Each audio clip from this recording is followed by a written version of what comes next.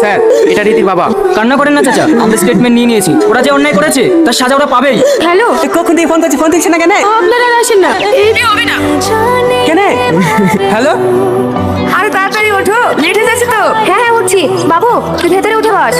দাঁড়াও, তোমরা কেউ উঠো না, সবাইকে বারণ করতে রাখিস। মেয়ের বাড়ি থেকে যেতে বারণ করলো। কেন বাপ? আমি তো কিছুই বুঝতে পারছি না। হ্যালো, বলছি তোমরা কেউ আসো না কেন? কি হয়েছে? বলছি তো আসো না, আমার মেয়ে তোমাকে পছন্দ না।